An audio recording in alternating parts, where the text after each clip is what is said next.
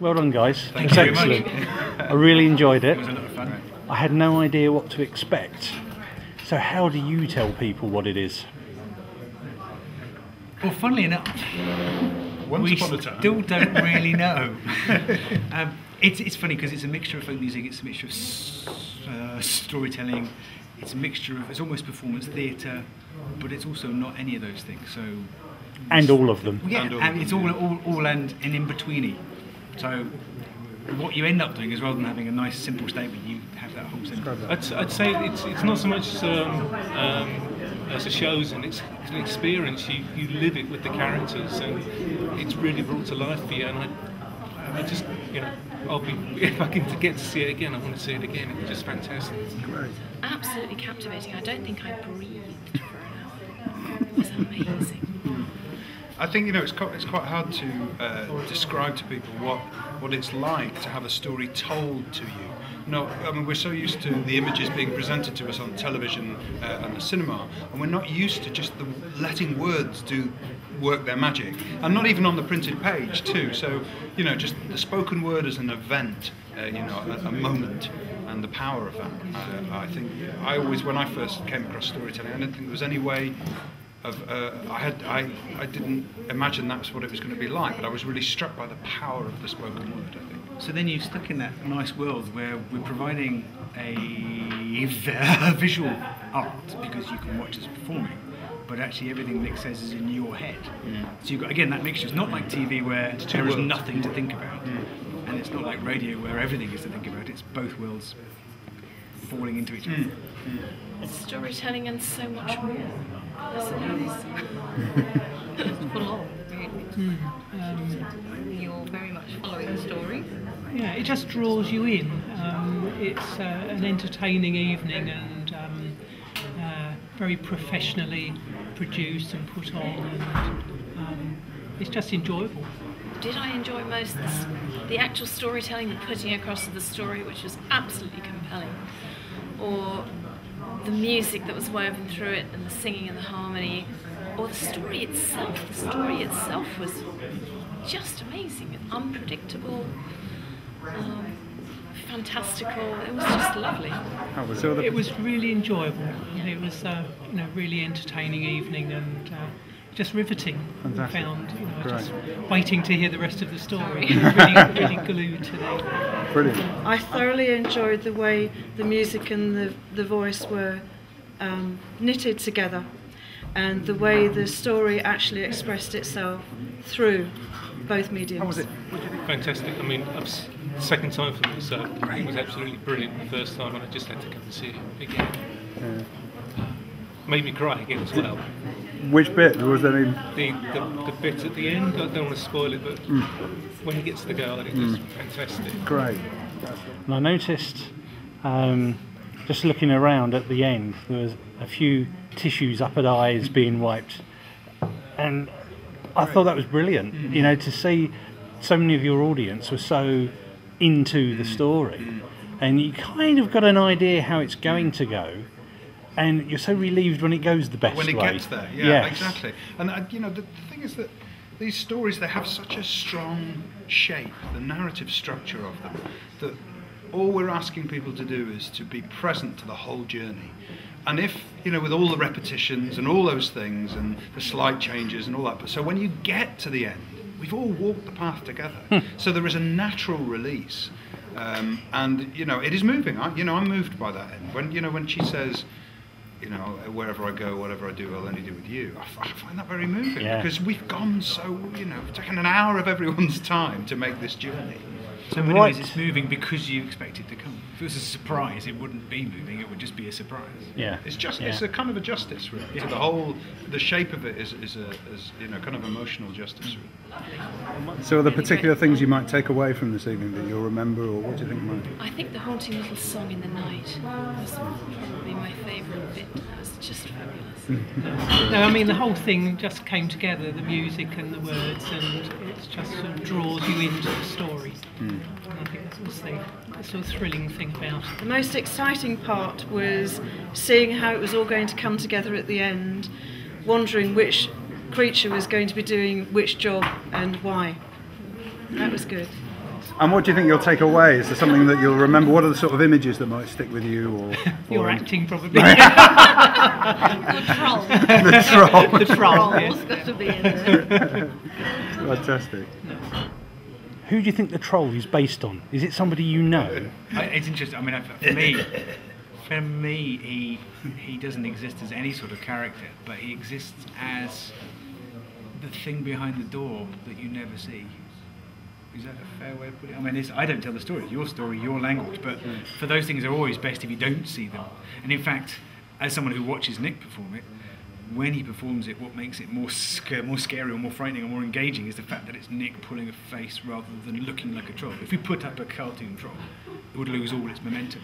Some of the most scary horror films are when you don't actually see the bit that's scaring and get everybody. Vicky, how about... It keeps it inside your head. That's true, and you can design it the way you want it to be, or even the way you don't want it to be. It's a bit like Room 101, where it's always based on your worst fears rather than prescribing it from somewhere else. Any thoughts on that, Vicky? For me, as a Swede, trolls are just always they're part of the backdrop, they're part of Sweden, they're part of... Trolls are trolls. He's just a troll. Fair enough. Every bridge has one. Yeah, I think what's interesting about the troll is that he is part troll, but actually he's something very human. And I think what strikes me about the troll is, what I love about the story, is this thing of how we hide our hearts, so that, you know, we all do it to some extent. We all bury it, so we don't want to be exposed. We don't want to be vulnerable. And in this story, the troll, his vulnerability, the fact that he's hidden his heart to try to avoid his vulnerability, is the very reason that he becomes undone at the end. And I think there's something very human about that. And that's quite rare for a troll, because trolls are trolls. As Vicky says, trolls are trolls. That's all there is to it. But this troll is sort of, you almost imagine it being a human that's become a troll because of what he's done. And I think that's the power. That's, for me, that's what the real magic in the story is, recognizing the troll in myself, if you know what I mean, recognizing that character and that trait and that tendency, because it's a very human tendency to hide ourselves, to avoid pain. And what images, are there images that you take away, the things that you take away from the story? Yes, it's one of those things, the words, they paint the scenes in your head, and the music just emphasises them so well. It all ties together so beautifully. And the narrative, it's so well described. It's just fantastic. Great. And are you able to tell me where the story originated? How did you find it? Well, the story of the giant with no heart, or the troll with no heart, is a story that I first got from a book that Jonny had when he was a child, as it turns out. He gave me a book when I was in my 20s that he didn't want anymore, so I came across the story then for the first time. But, you know, many, many years later, then Vicky gave me a book called The Swedish Fairy Tales, illustrated by John Bauer, who's an illustrator. He's illustrated some stories. The stories are from a collection called Bland Tomtar och Troll, which is amongst the goblins and the fairies. And it was illustrated by this illustrator, John Bauer, who's from where my family in Sweden is from. So I've got this kind of connection of having had these pictures since forever, and I've always loved these stories. And Nick actually found it, and I retranslated it to give Nick an opinion on how the story would go. And then these two stories were really cleverly, I think. Yeah. So then I took that's the story, one story from the Swedish fairy tale book, and then stitched it together with the troll with no heart into the other story to make it, you know, the continuous narrative. But I think it has the feel of, I mean, all the work that the kind of the craft of a storyteller is to make it look like it's been around for a very long time. So, you know, any of the stitching, you don't want to be able to see the stitching. So, you know, if you understand a metaphor, so that you know, and that feels like a good solid story. It's a good solid narrative. So. Okay. The best part of the show, oh gosh, there's all of it. All of it was the best part of the show. It was absolutely wonderful. I loved every bit. Well, but it's a game, isn't it? Because it's repeated 3 times. You're trying to preempt what's going to happen, and you're very much delighted when you're sort of not chosen the right line changes. And there's the touches of humour as well, which is like the macaroni Yes. cheese and the IKEA. What do you think you'll take away from the evening? The memory of the voices, really, and the lovely part singing, and the sheer energy and excitement, and yeah, it was just a beautifully done production. Fantastic. How did you decide which instruments to use?